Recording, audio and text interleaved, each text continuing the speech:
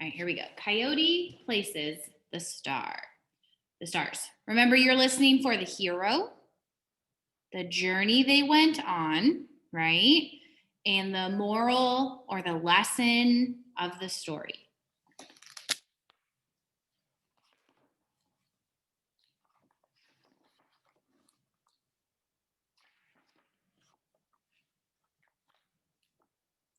Many moons and many moons ago, a coyote lived in a canyon by a swift running river. He spent his days roaming the land, chasing butterflies and sniffing wildflowers. He lay awake many nights gazing at the starry heavens. One summer night, as he was relaxing in the cool grass with his friend Bear, Coyote had an idea. I think I will climb to the heavens and discover their secrets. Bear scratched his big head and asked, How can you do that? I can get up there with no trouble at all, Coyote said.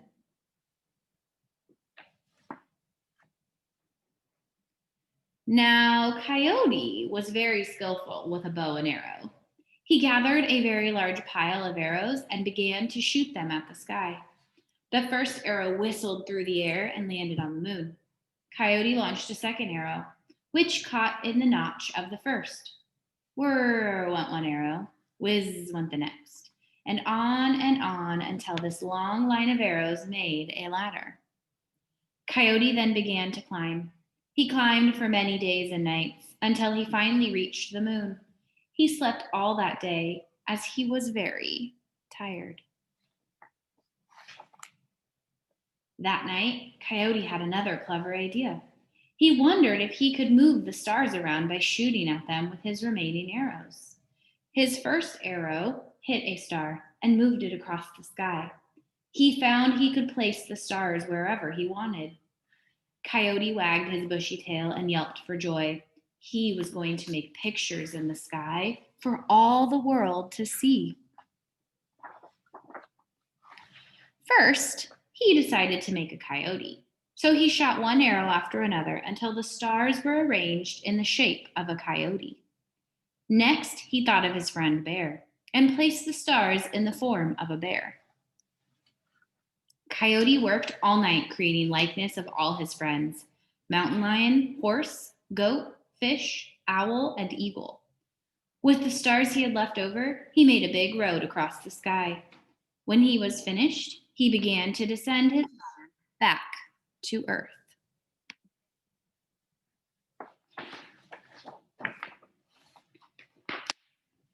That night, when the bright moon rose in the east, Coyote saw his handiwork and began to howl.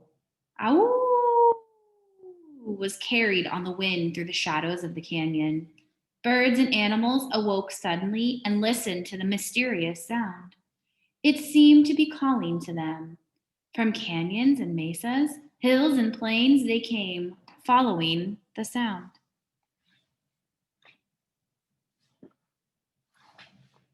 Bears bounded out of their dens, squirrels scampered, and rabbits hippity-hopped over the hills. Bobcats crept, and bristly porcupines waddled along the trail. Graceful deer moved swiftly, while lizards slowly crawled across the desert. Silvery fish splashed their way upstream. The mighty mountain lion and herds of buffalo joined the journey. The great eagle soared over moonlit mountains. On and on went the parade of animals, following Coyote's magical voice. Finally, Coyote appeared, high on a rock. The animals formed a huge circle and all became quiet. Coyote's eyes blazed with pride as he said, Animals and birds and all who are gathered here, please look at the sky. You will see the stars are arranged in the shapes of animals. I made a ladder to the moon, and from there I shot my arrows to create the pictures you see. As the animals looked up, a great chorus of woofing and whiffing, screeching and squawking filled the air. I made a coyote and my friend Bear. You will see the mysterious owl, the great eagle, the goat, horse, fish, and the mighty mountain lion. This is my handiwork, and I hope that all who see it will remember Coyote and all the animals of the canyon.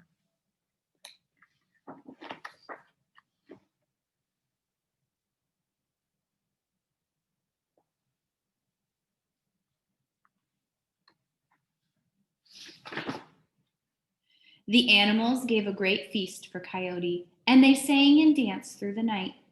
The animals decreed that Coyote was the most clever and crafty of all the animals. Coyote was so grateful that he declared, "I will always be your friend and the friend of your children's children."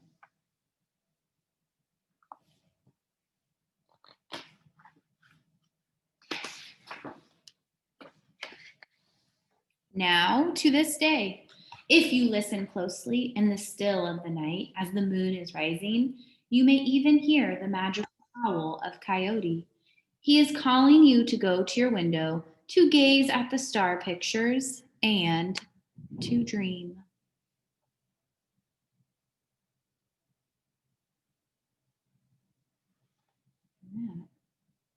That is the end.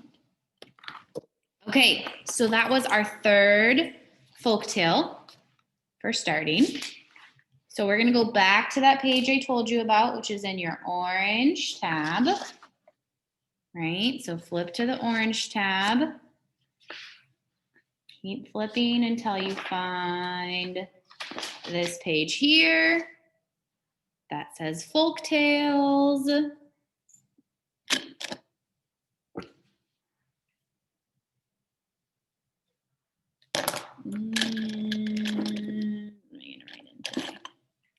Okay, so somebody tell me, who do you think is the hero of this story? William, who's the hero? Coyote. Okay, so on your chart, everyone needs to write Coyote. Everyone's writing that down.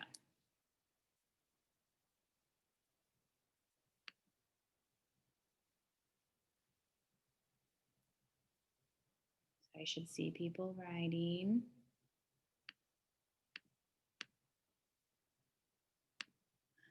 Going through. Oh.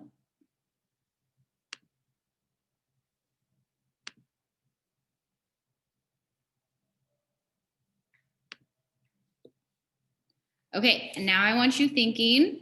Let me check something.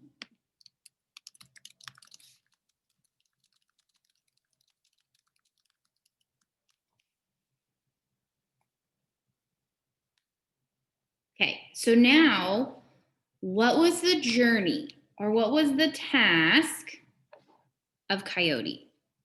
What was Coyote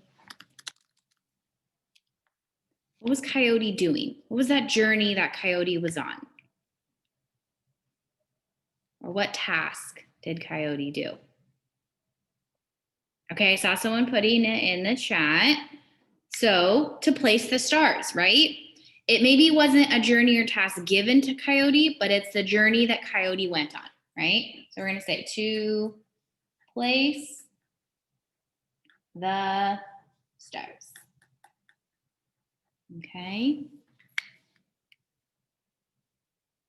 So Coyote's task or journey was to place the stars. Like I said, I should see everybody writing this.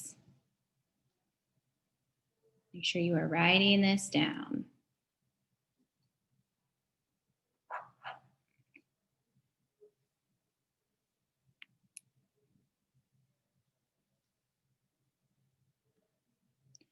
Now, the moral or the lesson, this one's a little tricky.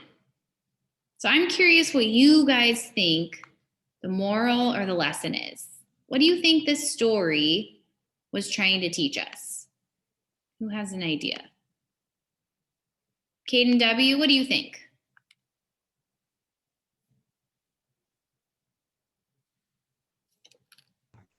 The moral, well, I think the moral of the story is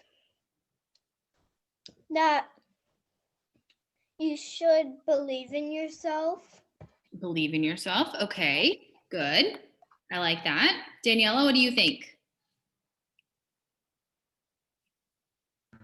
To look out your, I think the moral was to look out your window and see the stars and the hard work that Coyote has done for the world.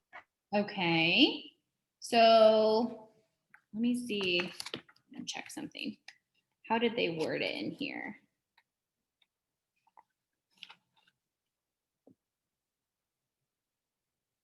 Okay, so what they said in there, they kind of took what you had said there, right? So at that last page, it said to gaze at the stars, like you said. And what they said was to dream, right? Which kind of goes into believing in yourself and it's looking at that hard work of others. So, like where you're going with that, Daniela. Zelda, what do you think? To think of others. To think of others. I think that was in there too. Now, you guys don't have to write all of these, okay? I want you guys to take the one that you got out of it most, okay? You don't have to write all the ones I'm writing.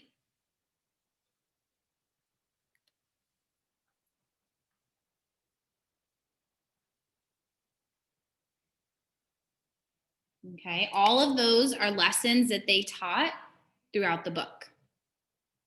But you only need to pick one. You don't need to write all of them. Okay. Becca, make sure you're writing this down.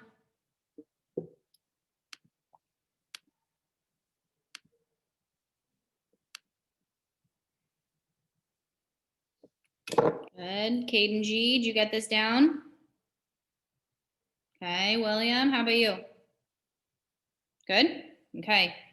Yeah, if you guys want to fill your box like I did, you absolutely can.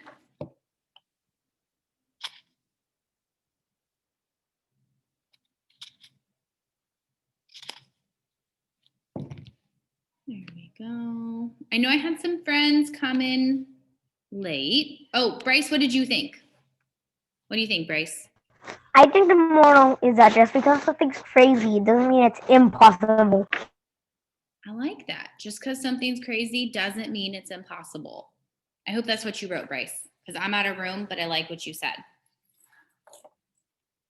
Maybe I'll write that over here.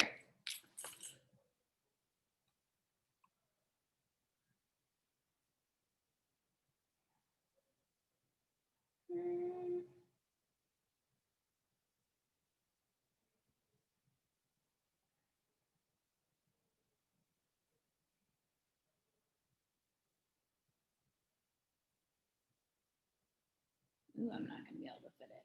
Oh, I'm gonna write really tiny. There we go. If you can't read that last word, it's impossible. Let's see. Casey, I know you stepped out for a minute. You don't have to write all of these, okay? You can just pick one. Unless you want to write them all, but you don't have to. Syed, hopefully I see you just joined us. This is from our orange tab. Okay. And you're going to fill in that last box and just pick one of those. Okay. So as you guys are writing, I'm going to give you a little more time. I'm going to tell you the first time I read this folk tale at the beginning of the story, because sometimes this happens in folk tales, I thought that Coyote was being kind of not selfish, but maybe having a big ego, right? Because he tells Bear he's going to go up to the heavens, and Bear was thinking like, well, how are you going to do that? And I thought he was trying to show off, right? So I was kind of thinking that's the direction the story was going to go. But then it was really nice because Coyote got up there and he was the opposite. He thought about all his friends. He didn't just do Coyote. He did all his friends, and he wanted them all to see. And I don't think he was trying to show off in a bragging way. He wanted his friends to see how important they were to him, which I think is important. What do you think, William? I thought I was to care about others. What? Say that one more time. I thought I was about to care about others. Yeah. Okay.